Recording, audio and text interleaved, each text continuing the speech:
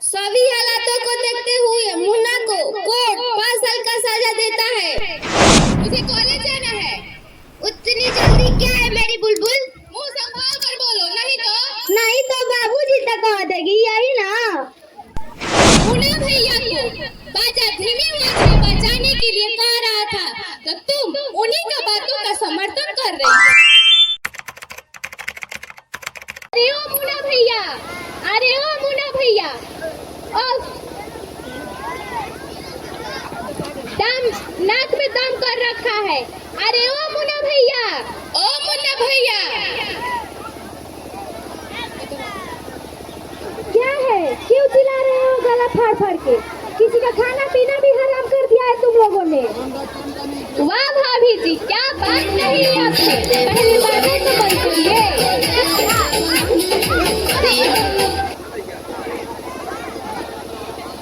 क्या है?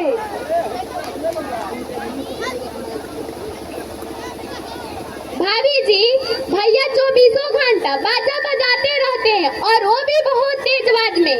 उनसे बोल दो बाजा ना बजाए, हमें पढ़ने लिखने में परेशानी होती है। बाजा बजाए तो धीमी आवाज में या ना बजाए तो बेहतर होगा। तो तुम बाजा बंद कराने चले हो और तुम अपने भैया की सांसें बंद कराओगी क्या? नहीं भाभी, देखो बोर्ड की परीक्षा सिर पर है और भैया हमेशा तेज आवाज में बाजा बजाते हैं, पढ़ाई नहीं हो पाती है। प्लीज भाभी, उनसे बोल दो बाजा ना बजाए। तुम लोगों को शर्म नहीं आती है ये बातें कहते हुए? हमारे पति अपने घर में बाजा बजाते हैं और छाती पर चढ़कर चले आए उल्हाना देने। उल्हाना नहीं भाभी, हमारा कहना सिर्फ यह है कि बाजा धीमी आवाज में बजाए, हमें पढ़ने लिखने में परेशानी होती है। किसी को पढ़ना लिखना है, किसी के घर में रोगी दुखी है, मंगली काकी का जवान बेटा रोगी है, सोचो उस पर क्या गुजरती होगी। ये गाने उसके कानों में पिघले हुए गर्म शीशे की तरह नहीं उतरते होंगे। हाँ हाँ, तुम्ही लोगों का कान सांप का बिल है, अपने अपने कानों में रुई ठूस लो और जाओ यहाँ से। ऐसा नहीं कहते भाभी जी, हमें गांव घर टोला मोहल्ला के नाते इन बातों का ख्याल रखना चाहिए। एक विद्वान ने कहा है, दोस्त बदला जा सकता है पर पड़ोसी नहीं। हाँ भाभी, रमेश ठीक कह रहे हैं, मैं जाती हूँ, पढ़ना है। हाँ हाँ, पढ़कर तो कलेक्टर बनोगी। भाभी, पढ़कर तो सभी कलेक्टर नहीं बन सकते, लेकिन कुशल किसान, कुशल गृहिणी तो बन सकते हैं। क्या है, क्यों जमा जुटी है मेरे द्वार पर? मुन्ना भैया, हम कह रहे थे कि बाजा धीमी आवाज में बजाए या ना बजाए तो बेहतर होगा। हम लोग को पढ़ने लिखने में परेशानी हो रही है। और दूसरी बात, बहुत तेज आवाज में बाजा बजाने से प्रदूषण फैलता है, हमें इस गणतंत्रों पर इसका बुरा प्रभाव पड़ता है। तो रेलगाड़ी, हवाई जहाज, बस, ट्रक सभी बंद करा दो, और नहीं तो बादल का गरजना भी बंद करा दो। इससे भी तो काफी आवाजें आती है। मुन्ना भैया, आप तो बिना सिर पैर की बातें करने लगे। चित भी तेरी पग भी तेरी, ज्यादा चालाक बनते हो। मुन्ना भैया, ये सब बातें आप नहीं समझ पाएंगे। हम सबके लिए, सबके भले के लिए कह रहा हूँ। मंदिरों, मस्जिदों पर 24 घंटा बच्चा होता है, उसको क्यों नहीं बंद करा देते? मुन्ना भैया, जंगल की आग को अपने घर में नहीं लाते हैं। 2 अक्षर पढ़ गया तो जला चलक बन गया क्या? मैं पूछता हूँ कि तुम लोग मेरा बाजा बंद कराने वाला होते हो कौन? अभी मेरे नजरों से दूर हो जाओ और फिर कभी उल्हाने लेकर मत आना। चलो रमेश, जिसे भाषा का ज्ञान नहीं वह कुछ भी कह सकता है।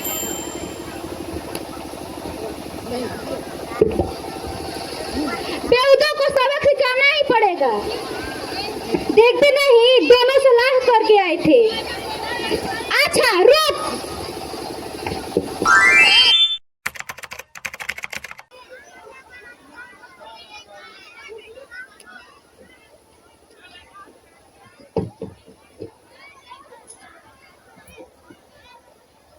रमेश, ये सब कैसे हो गया? किसने किया? तुम्हारा सिर फोड़ दिया। बताओ ना, मैं अभी उसका मुंह नोच लूंगी। क्या बताओ पूजा, कल सन बरसा बाजार गया था, कुछ किताबें एवं घरेलू सामान खरीदना था। किसी ने पीछे से वार किया, मैं वहीं पर गिर पड़ा और चिल्लाने लगा। 2 सज्जन आए मेरा इलाज कराए। चाहे जिसने भी यह गलत कार्य किया है उसका भला नहीं होगा। तुम्हें दर्द तो होता होगा ना? हाँ पूजा, अभी दर्द हो रहा है। डॉक्टर ने आराम करने की सलाह दी है। मेरा पढ़ाई डिस्टर्ब होगा। नो टेंशन, सब ठीक हो जाएगा। पूजा, बोलो रमेश, तुम जो भी कहना चाहते हो निसंकोच कहो। हम दोनों क्लासमेट हैं, मुझे तुमसे काफी हमदर्दी है। पूजा, मैं बहुत कंफ्यूज हूँ। जिसने मुझे जख्मी किया उसे सजा दो या? और नहीं तो क्या, उसकी पूजा करूंगी। देखो रमेश, अत्याचारी से ज्यादा दोस्त अत्याचार सहने वाले का होता है। अर्थात तुम उसे सजा देने के पक्ष में हो? और नहीं तो क्या, उसकी पूजा करूंगी। देखो रमेश, अत्याचारी से ज्यादा दोस्त अत्याचार सहने वाले का होता है। पूजा, तूने मेरे मन का बोझ हल्का कर दी। देखो, स्कूल का समय हो गया है, अब तुम स्कूल जाओ। मैं थाना जा रहा हूँ किसी के ऊपर मामला दर्ज कराने। लेकिन किस पर? कहीं ऐसा न हो कि खेत खाए गधा और मारा जाए जोरहा। नहीं नहीं पूजा, ऐसी गलती नहीं होगी। लेकिन पढ़ाई करोगे या केस लड़ोगे? वही तो मैं भी सोच रहा हूँ, पढ़ाई करूँ या मार करूँ। अत्याचारी को अथवा दोषी को सजा मिलनी ही चाहिए। कानून अपना काम करेगा और हम अपना काम करेंगे। क्या तुम यकीन के साथ कह सकते हो कि कानून दोषी को सजा दे पाएगा, जबकि देश में भ्रष्टाचार 7वें आसमान को छू रहा है? हाँ पूजा, मुझे भारतीय संविधान में पूर्ण आस्था एवं विश्वास है। यह एक पवित्र राष्ट्रीय ग्रंथ है जिसे बाबा साहब भीमराव अम्बेडकर ने बड़ी ही सुंदर अनोखे ढंग से संवारा है। हमें इस राष्ट्रीय ग्रंथ पर गर्व है। लेकिन संविधान को हैंडल करने वाले इसका दुरुपयोग भी तो करते हैं। पैसे ए पावर के बल पे मिसयूज हो रहा है। इसकी चिंता छोड़ो पूजा, मनुष्य को अपनी जिम्मेदारी निभानी चाहिए। मैं समझता हूँ किसी अत्याचारी, अपराधी अथवा दोषी को 3 सजाएं मिलती है। 3 सजाएं? हाँ पूजा, पहली सजा समाज देता है और दूसरी सजा प्रकृति देती है और तीसरी सजा कानून। उपरोक्त 2 भाव से मानवीय भेदभाव से भले ही बच जाए, लेकिन उसे तीसरी सजा हर हाल में भुगतना ही पड़ता है और यही कटु सत्य है। तुम तो स्कॉलर हो रमेश, यू आर ग्रेट। अरे पूजा, ऐसी कोई बात नहीं है। अच्छा चलती हूँ, स्कूल जाने का समय हो गया।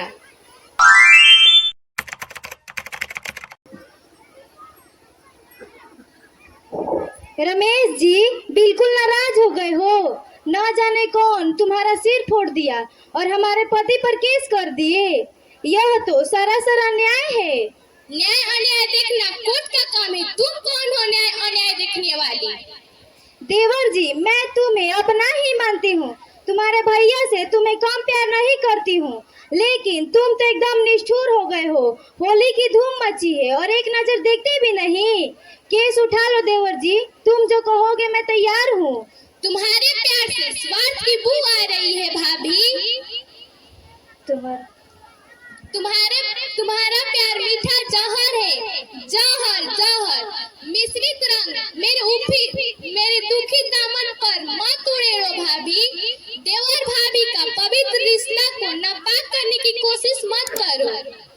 मुझे शर्मिंदा ना करो देवर जी। बसंत के रंगीन और सुहावनी ऋतु में देवर भाभी के नाते तुमसे प्यार भरी बातें कहने, करने और सुनने का हक है मुझे। ओ दिखा, तुम खो चुकी हो भाभी। जब हम मुन्ना भैया को बाजा धीमी आवाज में बजाने के लिए कह रहा था, तो तुम उन्हीं का बातों का समर्थन कर रही थी। तो बाजा बजाने में बुराई क्या है? क्या बुराई और कितना समाज की क्षति है।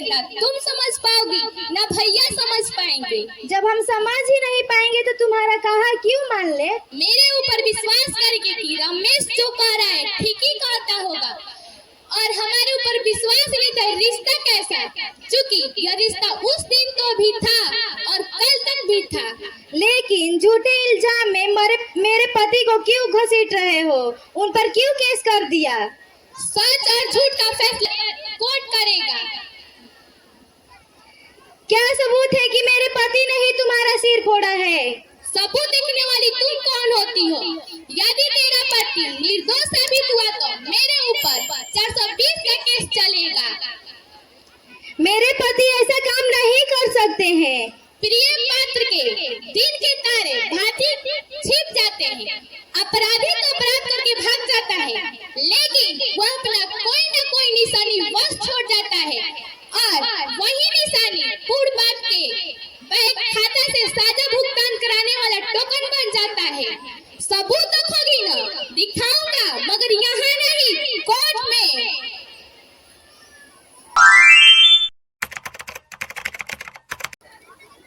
यार पिंटू माल पानी रखा है? मेरे पास कलयुगित अमृत है, लो पियो।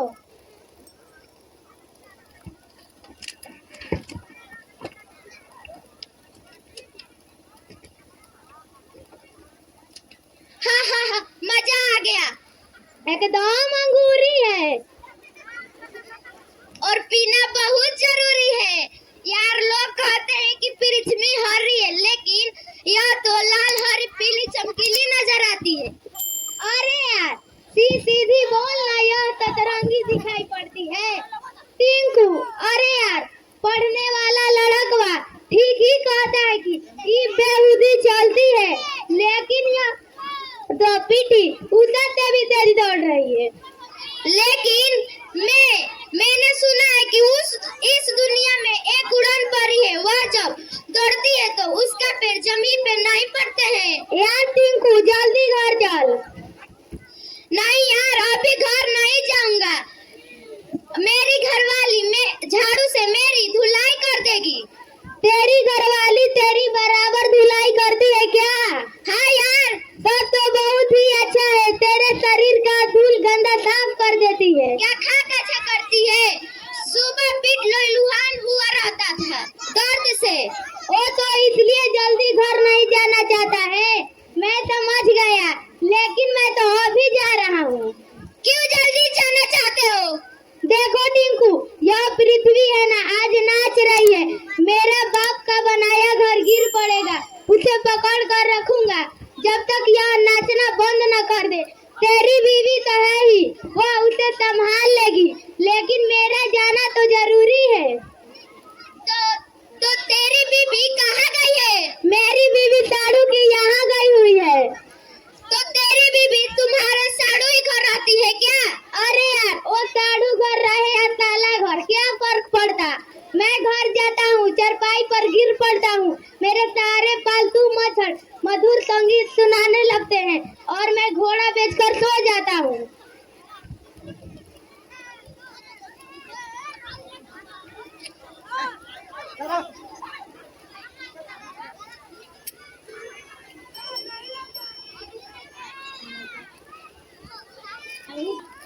हाँ आ गई नहीं परी, बेचारी कितनी भोली है। मेरा नाम पूजा है। हाँ पूजा। छोड़ो मुझे, तुम लोगों ने मेरी साइकिल क्यों पकड़ी है? तो क्या हो गया? मुझे कॉलेज जाना है। उतनी जल्दी क्या है मेरी बुलबुल? मुंह संभाल कर बोलो, नहीं तो बाबूजी तक कह देगी, यही ना। लगता है तुम लोगों को सबक सिखाना ही पड़े। वाह क्या डायलॉग मारी है बुलबुल, मेरे दिल में तो फुलझड़ियां झड़ने लगी।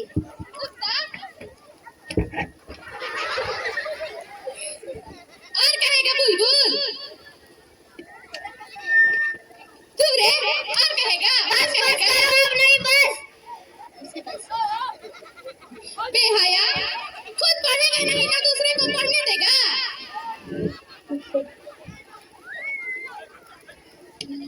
बाप रे बस करो। आ गया रास्ते पर सेल्फ डिफेंस 10-5 गीदड़ों के लिए।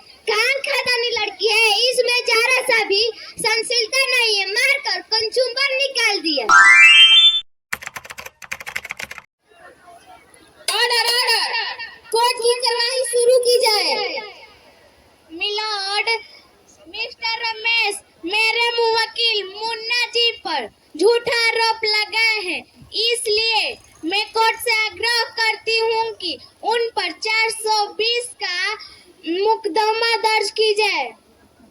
मिलोट, ये वकील साहिबा गलत दलील दे रही है। कोई व्यक्ति किसी को केस में फंसाने के लिए अपना सिर नहीं फोड़ेगा। मेजर इंजरी का डॉक्टरी सर्टिफिकेट महाशय का टेबल पर पड़ा है।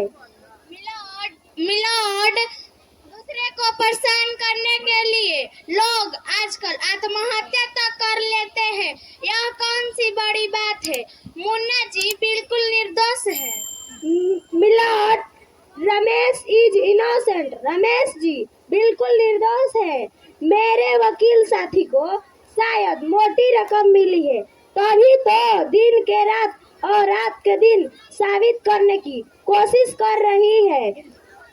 मुन्ना जी बहुत तेज आवाज में बाजा बजा रहे थे, जिससे किसी को भी परेशानी हो सकती थी, और रमेश जी को पढ़ने लिखने में परेशानी हो रही थी। तो बाजा न बजाने अथवा कम आवाज में बजाने के लिए रमेश जी ने मुन्ना जी से कहा, जो मुन्ना जी को बुरा लगा और क्रोध में उन पर जानलेवा हमला कर दिया। मिलोड, मिलोड, मुन्ना जी अपने घर में बाजा बजा रहे थे तो कौन सी बड़ी आफत आ पड़ी, और उससे क्या जरूरी है कि मुन्ना ने ही उसे घायल किया है? यह आरोप बेबुनियाद है।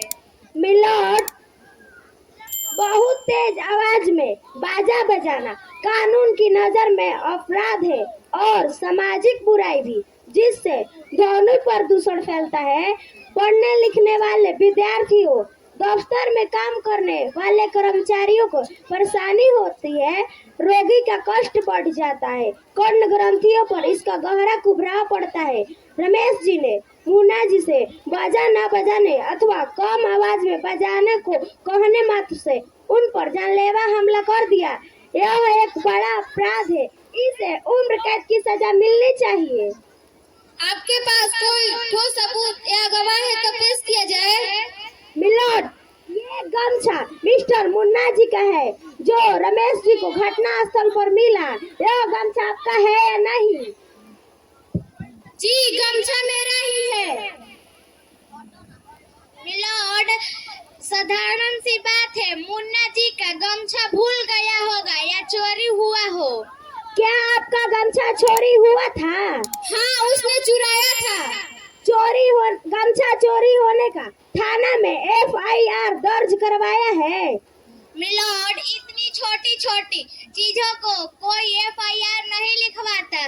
कोर्ट का समय बर्बाद किया जा रहा है। मैं महाशय से प्रार्थना करती हूँ कि चश्मदीद गवाह के अभाव में केस खारिज की जाए। मिलोड, जब वृक्ष की गवाही स्वीकार ली जा सकती है तो फिर गमछा की क्यों नहीं?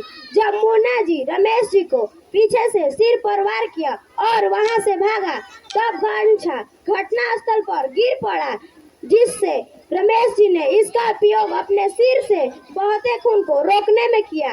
गमछा में लगा खून रमेश जी का सिर का है और गमछा मुन्ना का है। खून का परीक्षण करवा लिया जाए। क्या अभी आप अपने गुनाहों से इनकार करते हैं? यदि आप अपना गुनाह कबूल कर लेते हैं तो कोर्ट आपके साथ नरमी बरतेगा, वरना ब्लड टेस्ट कराने के बाद दोषी पाए जाने पर कोर्ट आपके साथ सख्ती से पेश आएगा। जी सर, मैं अपना दोषी स्वीकार करता हूँ।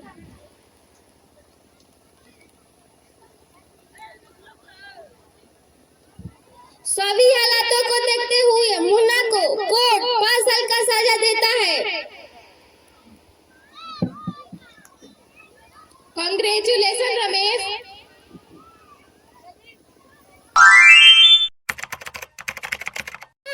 केस करा कर मुझे जेल भेज दिया, तुझे छोड़ूंगा नहीं। 2 अक्षर पढ़ गए तो अपने आप को बोझ समझने लगा है। ना रहेगा बांस, ना बजेगी बांसुरी। सरिता, ओ सरिता!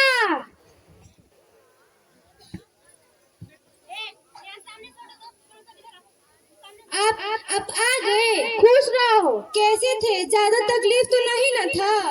नहीं सरिता, मैं ठीक था। रो मत। देखना रमेश को कैसा सबक सिखाता हूँ। मेरा बेटा कहाँ है? खेलने गया है क्या? नहीं। रो मत सरिता, अब मेरे दुख के दिन बीत गए। 3 साल का था तभी मैं जेल चला गया था। मेरा बेटा कहाँ है? घर में पड़ा है, पता नहीं उसे क्या हो गया है। इधर के सभी डॉक्टरों से दिखाई, लेकिन कुछ सुधार ही नहीं हो रहा है। उसे ले आओ तो।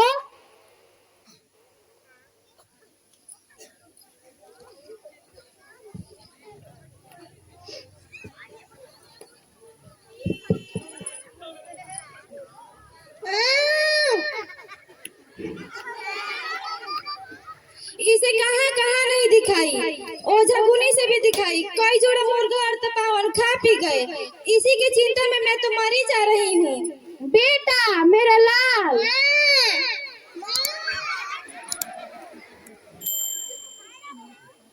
मैं तो कहती हूँ कि कचवानी और हराव देवगंज के बगल में कोई गांव है लिहाई, वहाँ पर बड़े बड़े ओझा गुनी हैं। उन लोगों की बड़ी चलती है, बहुत प्रसिद्धि है। एक बार वहाँ ले चलते हैं। देखो सरिता, ढोंगियों के चंगुल में नहीं पड़ना है। इसे बड़ा अस्पताल ले चलेंगे। ठीक है।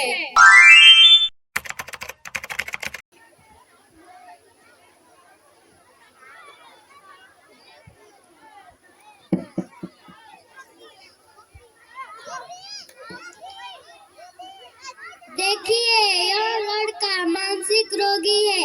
ब्लड टेस्ट में आयोडीन की कमी एवं सीटी स्कैन से स्पष्ट होता है कि कण ग्रंथियों एवं मस्तिष्क की संवेदी तंत्रिकाएं अविकसित रह गई है, जिससे यह लड़का मानसिक रोगी हो गया। और बहरा भी गर्भावस्था में आयोडीन की कम गर्भावस्था में कण ग्रंथियों पर ध्वनिधात हुआ है, जिससे तंत्रिकाएं संकुचित रह गई है। ये सब क्या कह रहे हैं डॉक्टर साहब?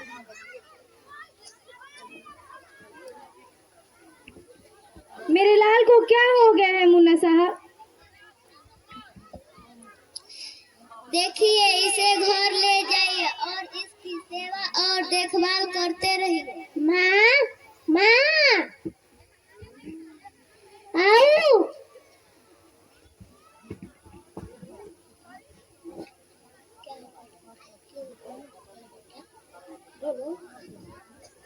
देखिए, इसके प्रमुख 2 ही कारण है। पहला, गर्भावस्था में आयोडीन की कमी और दूसरा, भ्रूण पर ध्वनिधात होने से कण एवं मस्तिष्क की संवेदी तंत्रिकाएं अविकसित रह गई है। गर्भावस्था महिलाओं के जीवन का एक महत्वपूर्ण अवधि होता है।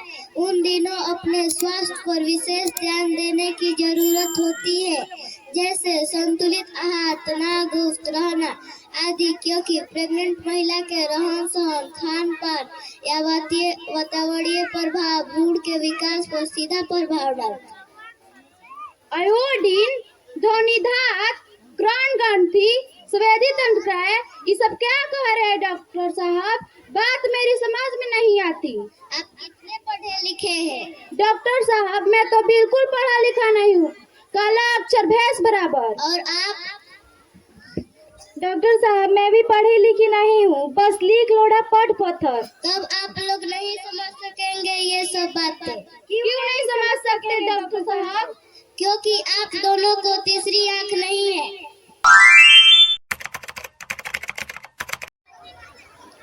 पूजा, पूजा। नमस्ते भैया, कितनी देर कर दी? पहली गाड़ी छूट गई। Time and tide wait for none. समय किसी का इंतजार नहीं करता। आप देर से स्टेशन पहुँचे, इसमें गाड़ी की क्या दोष?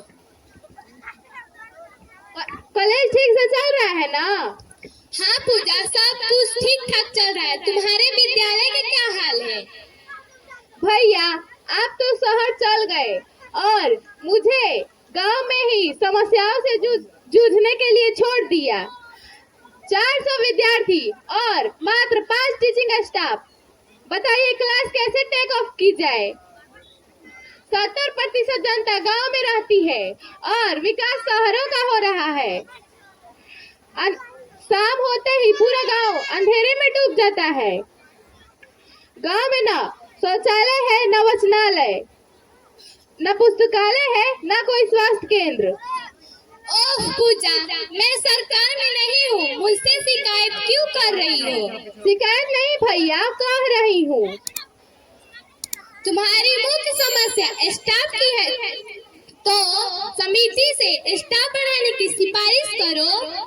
कई बार सिफारिश की गई, आवेदन दिया गया, लेकिन नतीजा वही ठाक के 3 पास।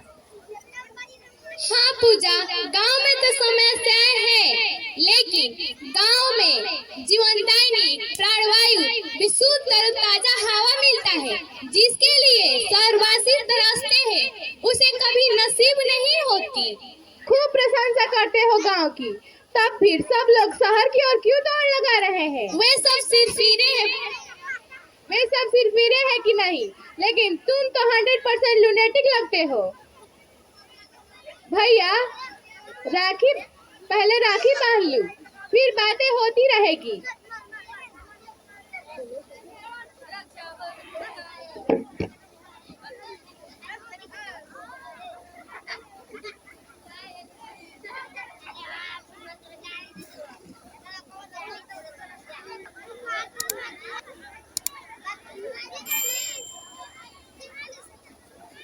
नमस्ते मुन्ना भैया, कैसे आना हुआ? रमेश बबुआ, हाँ हाँ बोलिए, सुख जाने की कोई जरूरत नहीं। नमस्ते भाभी जी, आज रास्ता भूल गई क्या? सब ठीक ठाक तो है ना? रमेश बबुआ, हाँ हाँ बोलिए, सुख जाने की कोई जरूरत नहीं। मैं छोटी छोटी बातों को ध्यान नहीं देता, एक साथ रहने पर ये सब होता रहता है। बीत गई जो बात गई। देखो, तुमसे हम कुछ समझने आए हैं, लेकिन पहले ये रस्में पूरी कर लो। पूजा, तुम तो रमेश जी से प्यार करती थी, देखती हूँ राखी की थाल लिए खड़ी हो। हाँ भाभी, मैं रमेश को बहुत प्यार करती हूँ, इसलिए बड़े प्यार से अपने भैया को राखी बांधूंगी। लेकिन रिश्ते में ये तुम्हारे भैया नहीं लगते? लो इसे समझाओ भैया। देखो भाभी, भाई बहन का नाता सनातन, लोकप्रिय एवं पवित्र है। जिस प्रकार एक ही माता पिता से जन्मे बेटा बेटी भाई बहन होते हैं, उसी प्रकार एक ही स्कूल में एक ही गुरुजनों से शिक्षा अध्ययन के छात्र छात्राएं भाई बहन होते हैं। बोलिए, हुए कि नहीं? हाँ रमेश, तुम ठीक कह रहे हो। राखी बांधने का मुहूर्त निकला जा रहा है भैया। तो देर किस बात की? बहन जरा झूम के प्रेम से बांधो। जरा प्रेम से ही क्यों भैया, पूरा प्रेम से बांधूंगी मेरे अच्छे भैया। भैया मेरे राखी के बंधन को निभाना, भैया मेरे छोटी बहन को ना भुलाना, भैया मेरे।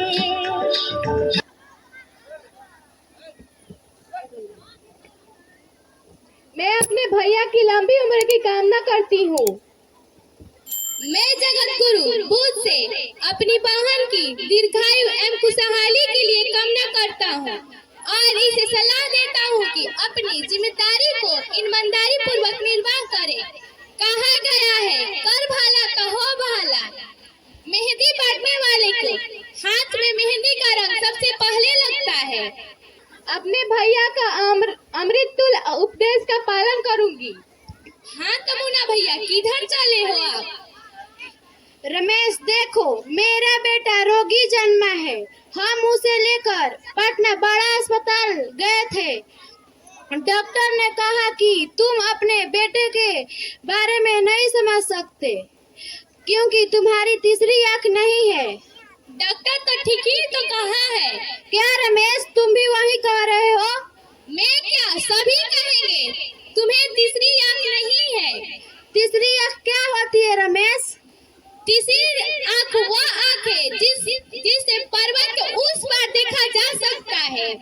तीसरी आंख के अभाव अभाव में आदमी खुद तो गड्ढे में गिरता ही है, साथ साथ अपने पूरे परिवार को भी गड्ढे में ढकेल देता है। तीसरी आंख वह रास्ता दिखाती है जो सुख समृद्धि की मंजिल तक जाता है। तीसरी आंख के बिना आदमी का जीवन बेकार है। यह पशुता से उद्धार करती है। शिक्षा